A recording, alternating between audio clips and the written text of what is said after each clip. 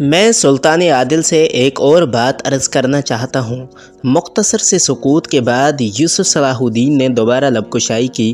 ان دونوں ماں بیٹے کو ایک جلوس کی شکل میں خاص طور پر عیسائی بستیوں سے گزارا جائے تاکہ ان کے دلوں پر اہل ایمان کی ہیبت قائم ہو، تاکہ ان کے دلوں میں پیدا ہونے والے سرکشی اور بغاوت کے جذبات فنا ہو جائیں، یا پھر کم سے کم اتنے سرد پڑ جائیں کہ باہر سے آنے والی صلیبی ہوائیں انہیں مزید نہ بھڑکا سکیں۔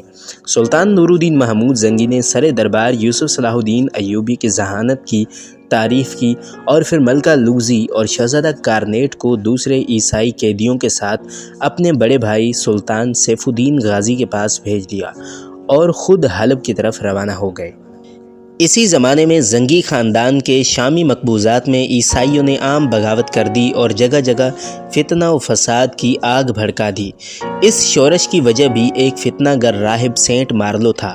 سینٹ برنارڈ کی شرمناک اور عبرتناک موت کے بعد سینٹ مارلو نے قسم کھائی تھی کہ وہ اپنے عظیم مذہبی پیشوا کے مقدس مشن کو جاری رکھے گا۔ اس نے اپنی اس مذہبی تحریک کو جاری رکھنے کے لیے ایک نیا طریقہ اختیار کیا تھا۔ جب عیسائی قوم اپنی عبادت کے لیے گرجا گھر میں جمع ہو جاتی تو سینٹ مارلو کے حکم پر عبادت گاہ کے تمام دروازے بند کر دیے جاتے تھے۔ پھر وہ عیار راہب عبادت کے نام پر جمع ہونے والے سادہ دل عیسائیوں کو لعنت و ملامت کرتے ہوئے پرجوش تقریریں کیا کرتا تھا۔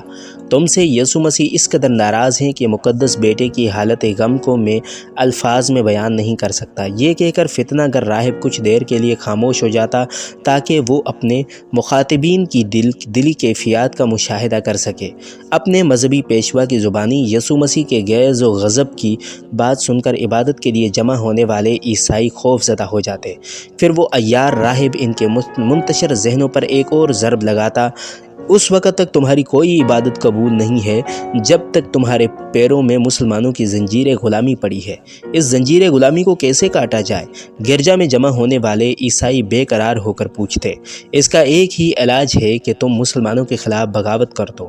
سینٹ مارلو بڑی مکاری کے ساتھ صلیبیوں کو برگلاتا: سلطان نور الدین محمود زنگی کے دونوں بیٹے نااہل اور ناکارہ ہیں، بس تمہیں تھوڑی سی ہمت درکار ہے۔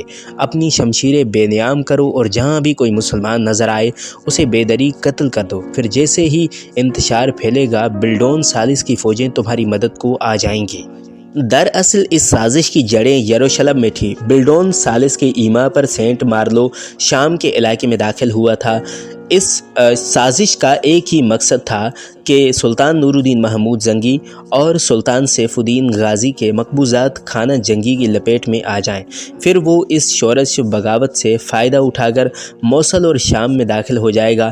بلڈون ثالث نے اس منصوبے کی تکمیل کے لیے ایک بڑی رقم مختص کر دی تھی جس سے ہتھیار خریدے جاتے تھے اور شام کے گرجا گھر میں پہنچا دیے جاتے تھے۔ یہ سارے ہتھیار عیسائی راہبوں کی لمبی لمبی اوباؤں میں پوشیدہ ہوتے اور پھر گرجا گھر کے تہ خانے میں جمع ہو جاتے۔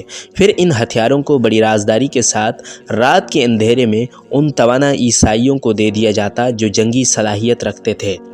جب شاہ بلڈون ثالث اور سینٹ مارلو کا منصوبہ مکمل ہو گیا تو ایک دن سلطان نور الدین محمود زنگی کے مقبوضات میں بغاوت اور شورش کی آگ بھڑک اٹھی۔ یہ سب کچھ اس قدر اچانک ہوا تھا کہ اگر سلطان نور الدین محمود کے علاوہ کوئی دوسرا حکمران ہوتا تو یہ صورتحال دیکھ کر گھبرا جاتا اور ذہنی انتشار کے باعث سیاسی فیصلے کر ڈالتا، مگر وہ بڑے ضبط و تحمل اور اعصابی قوت کے مالک تھے۔ سلطان عادل نے اپنے معتمد سالاروں یوسف صلاح الدین ایوبی کے باب نجم الدین ایوب اور اسد الدین شیرکو کو حکم دیا کہ وہ ریاست کے سرحدی علاقوں کی مکمل ناکہ بندی کر لیں تاکہ کوئی باغی فرار ہونے میں کامیاب نہ ہو سکے۔ یہ بڑی حیرت کی بات ہے کہ نجم الدین ایوب کے مقابلے میں اسد الدین شیرکو اپنے بھتیجے یوسف صلاح الدین سے زیادہ محبت کرتا تھا، اور یہی وجہ تھی کہ اسد الدین شیرکو ہر مارکہ آرائی میں یوسف صلاح الدین کو اپنے ساتھ رکھتا تھا۔ اس بار بھی ایسا ہی ہوا۔ شیرکو یوسف صلاح الدین کو لے کر شامی سرحدوں پر پہنچ گیا تھا۔ اپنی جنگی منصوبہ بندی مکمل کرنے کے بعد سلطان نور الدین زنگی باغیوں کی سرکوبی کے لیے آگے بڑھے۔ جب شاہ یروشلم بلڈول ثالث کے جاسوسوں نے اسے یہ خبر پہنچائی کہ سلطان نور الدین زنگی کے مقبوضات میں بغاوت شروع ہو چکی ہے تو اس نے ایک بہت بڑا لشکر باغیوں کی مدد کے لیے شام کی طرف روانہ کیا۔ بلڈون ثالث کو یقین تھا کہ وہ باغیوں کے تعاون سے سلطان نور الدین محمود اور سلطان سیف الدین غازی کے علاقوں پر قبضہ کر لے گا اور اس طرح دوسری صلیبی جنگ کی ناکامی کا داغ اس کے چہرے سے دھل جائے گا۔ مگر جب بلڈون ثالث کے لشکر نے شام کی سرحدوں پر مسلمان فوجیوں کا اجتماع دیکھا تو وہ حیران رہ گئے اور وہ ناکام و نامراد واپس لوٹ گئے۔ پھر سلطان نور الدین محمود زنگی نے باغیوں کے قلب میں داخل ہو کر اس قدر شدید حملے کیے کہ آن کی آن میں ہزاروں صلیبی مسلمانوں کی شمشیروں کا رزق بن گئے۔ باقی عیسائیوں نے شور و گل بپا کر دیا اور پورا میدان اور شہر گونج اٹھا۔ صلیبی گریہ و زاری کے ساتھ الامان الامان پکار رہے تھے۔ ہزاروں عیسائی شکست کا یہ ہولناک منظر دیکھ کر فرار ہو گئے، مگر انہیں نجم الدین ایوب اور اسد الدین شیرکو کے سپاہیوں نے موت کے گھاٹ اتار دیا۔ بمشکل 200-400 عیسائی اتنی بڑی مشکل سے اپنی جانیں بچا کر بھاگنے میں کامیاب ہو سکے۔ وہ بغاوت جسے پرورش پانے میں کئی ماہ لگ گئے تھے، سلطان نور الدین محمود زنگی نے اپنی حکمت عملی سے اسے چند گھنٹوں میں کچل ڈالا تھا۔ سینٹ مارلو جو اس بغاوت کا سرگنا تھا، اس نے فرار ہو کر گرجا گھر میں پناہ حاصل کی۔ اس کے ساتھ اس کے چند خدمتگار بھی تھے۔ مسلمان سپاہی چاہتے تو عیسائیوں کے عبادت خانے میں داخل ہو کر اس فتنہ گر راہب کو مار مار کر گرفتار کر لیتے، مگر اہل ایمان اپنے جنگی قوانین سے مجبور تھے۔ سلطان نور الدین محمود زنگی کا حکم تھا کہ جنگ کے دوران ان تمام گرجا گھروں کو محفوظ رکھا جائے گا۔ اگر کچھ عیسائی بھاگ کر اپنی عبادت خانے میں پناہ حاصل کر لیں تو ان سے بھی کوئی تعرض نہ کیا جائے۔ یہی وجہ تھی کہ اتنی بڑی بغاوت کی قیادت کرنے والا سینٹ مارلو ابھی تک زندہ بھی تھا اور محفوظ بھی۔ مسلمان سپاہیوں کے ایک مختصر سے دستے نے آگے بڑھ کر اس گرجا گھر کا محاصرہ کر لیا جس میں سینٹ مارلو روپوش تھا۔ فوری طور پر اس واقعے کی اطلاع سلطان نور الدین محمود کو دی گئی۔ سینٹ مارلو کا جرم ناقابل معافی تھا۔ سلطان عادل گہری سوچ میں ڈوب گئے۔ وہ اس فتنہ گر سے ہمیشہ کے لیے نجات حاصل کرنا چاہتے تھے اور یہ کام ذرا بھی مشکل نہیں تھا کہ چند سپاہی گرجا میں جا داخل ہوتے اور سینٹ مارلو کو پکڑ کر سلطان عادل نور الدین محمود زنگی کی خدمت میں پیش کر دیتے، مگر اہل ایمان اپنے اصولوں سے مجبور تھے۔ آخر سلطان عادل کی ذہنی کشمکش کو یوسف صلاح الدین ایوبی نے اپنی ذہانت سے دور کیا۔ آپ اپنے غیر مسلح سپاہی کو عیسائیوں کے عبادت خانے میں بھیجیں۔ یوسف صلاح الدین نے اپنی تجویز کی وضاحت کرتے ہوئے کہا، وہ سپاہی سینٹ مارلو کو سلطان عادل کی خدمت میں حاضر ہونے کا حکم دے گا۔ اگر اس نے میرا حکم ماننے سے انکار کر دیا تو سلطان نور الدین محمود کے لہجے سے تشویش جھلک رہی تھی، اور وہ عیار و فتنہ گر ایسا ہی کرے گا کیونکہ وہ میرے سامنے پیش ہونے کی سزا خوب جانتا ہے۔ یہ کہتے کہتے نور الدین محمود زنگی کے چہرے سے شدید غصے کا رنگ جھلکنے لگا تھا۔ پھر آپ اس مکار انسان پر خوراک اور پانی بند کر دیں۔ یوسف صلاح الدین نے دوسری تجویز پیش کرتے ہوئے کہا، اگر گرجا میں کھانے پینے کا کچھ سامان ہوا بھی تو وہ 2-4 دن میں ختم ہو جائے گا، پھر وہ لوگ بھوک و پیاس سے مجبور ہو کر خود ہی عبادت خانے سے باہر نکل آئیں گے اور اپنے آپ کو سلطانی سپاہیوں کے حوالے کر دیں گے۔ بالفرض محال سینٹ مارلو خود کو گرفتاری کے لیے پیش نہیں کرتا تو خالی شکم اور خشک گلہ دونوں مل کر اسے مار ڈالیں گے۔ اس طرح آپ کی ذات بابرکات پر ایک پادری کے قتل کا الزام بھی نہیں آئے گا اور وہ فتنہ بھی ہمیشہ کے لیے زیر زمین دفن ہو جائے گا۔ سلطان نور الدین محمود نے سر دربار یوسف صلاح الدین کی ذہانت کی بہت تعریف کی اور اس کی انتہائی مدبرانہ تجویز سے اتفاق کیا۔ پھر ایسا ہی ہوا جس کی طرف یوسف صلاح الدین نے اشارہ کیا تھا۔ گرجا گھر میں مختصر سے پانی کے ذخیرے کے سوا کھانے کے لیے کچھ بھی نہیں تھا۔ سینٹ مارلو کے خدمت گاروں نے بڑی مشکل سے پانی پی کر ایک رات گزاری۔ پھر جب بھوک کی شدت سے ان کے پیٹ جلنے لگے تو وہ سینٹ مارلو سے رو رو کر عرض کرنے لگے، مقدس پیشوا، ہم سے یہ بھوک برداشت نہیں ہوتی، اس لیے ہم خود کو مسلمانوں کے حوالے کر رہے ہیں۔ سینٹ مارلو اپنے خدمتگاروں کو مقدس باپ اور بیٹے کی قسمیں دیتا رہا۔ اگرچہ ان لوگوں کی سماعت بحال تھی لیکن وہ بہرے بن کر عبادت گاہ سے نکل گئے۔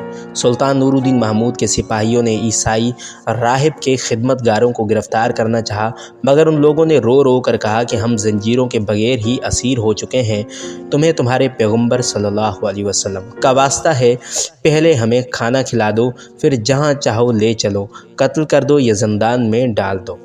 پھر دوسرے دن سینٹ مارلو بھی بھوک سے نڈھال ہو کر گرجا سے باہر نکل آیا۔ ضعف اور ناتوانی کے باعث اس کے قدم لڑکھڑا رہے تھے اور آنکھوں کے سامنے اندھیرا چھا رہا تھا۔ اس نے بھی اپنے خدمتگاروں کی طرح مسلمان سپاہیوں سے صرف ایک روٹی کی بھیک مانگی۔ پھر سلطان نور الدین محمود نے عیسائی راہب سینٹ مارلو کو زندان کے اس کمرے میں پہنچا دیا جہاں ایڈیسا کا سابق عیسائی حکمران جوسلن ثانی 3 سال سے ایک اندھے قیدی کی زندگی گزار رہا تھا۔ جوسلن ثانی نے انسانی قدموں کی آہٹ سنی تو چونک کر اٹھ بیٹھا اور اس نے انتہائی بے چارگی کے لہجے میں آنے والے کو مخاطب کرتے ہوئے کہا، اچھا ہوا تم آ گئے، فوراً جاؤ اور اپنے سلطان کو خبر دو کہ مجھے رات سے تیز بخار ہے۔ سلطان تمہارے سامنے ہے، اس تک تمہاری بیماری کی خبر پہنچ گئی ہے۔ سلطان نور الدین محمود زنگی نے انتہائی نرم لہجے میں کہا، کچھ دیر بعد درباری طبیب تمہارا مرض تشخیص کر کے دوا پہنچا دے گا، فی الحال میں تمہاری تنہائی کا علاج کرنے آیا ہوں۔ تمہارے مقدس پیشوا سینٹ مارلو میرے ہمراہ ہیں، آج سے یہ تمہارے ساتھ اسی کمرے میں رہیں گے۔ اتنا کہہ کر نور الدین محمود زنگی تیزی کے ساتھ کمرے سے نکل گئے اور داروغہ زندان نے قید خانے کا دروازہ بند کر دیا۔ شام میں عیسائی باغیوں کی مکمل بربادی اور سینٹ مارلو کی گرفتاری کی خبر پوری عیسائی دنیا پر قیامت بن کر ٹوٹی۔ شاہ یروشلم بلڈون ثانی نے 3 دن تک سوگ منانے کا اعلان کیا۔ شاہ جرمنی اور شاہ فرانس نے بھی اس خبر پر افسوس کا اظہار کیا، مگر اب ان کے دلوں میں مقدس جنگ کے حوالے سے کوئی جذبہ نہیں ابھرتا تھا۔ وہ اپنی اپنی سلطنتوں کی سرحدیں مضبوط کرنے میں مصروف تھے۔ صرف ایک صلیبی کو اس واقعے سے شدید اذیت پہنچی اور وہ تھا ریمنڈ، انطاکیہ کا حاکم اور ملکہ ایلیز کا چچا۔ ریمنڈ یہ خبر سنتے ہی سیدھا انگلستان پہنچا۔ ملکہ ایلیز نے بڑے والہانہ انداز میں اپنے چچا کا استقبال کیا۔ پھر جب ریمنڈ نے ملکہ ایلیز کو صلیبیوں کے علم انگیز تباہی کا حال سنایا تو پہلے وہ غضبناک ہو گئی، پھر شدت جذبات سے رونے لگی۔ میں اس سلسلے میں کیا کر سکتی ہوں؟ ملکہ ایلیز نے انتہائی رقت آمیز لہجے میں کہا، میں تمہارے پاس صرف اس لیے آیا ہوں کہ اگر تم اپنے چند ہزار سپاہی میرے ہمراہ کر دو تو میں زنگی خاندان سے عیسائیوں کی شکست کا انتقام لے سکتا ہوں۔ حاکم انطاکیہ ریمنڈ نے بڑے جذباتی لہجے میں کہا۔ مسلمانوں سے انتقام لینے کی خبر سن کر یکایک ملکہ ایلیز کے بہتے ہوئے آنسو تھم گئے اور اس کے ہونٹوں پر مسکراہٹ ابھر آئی۔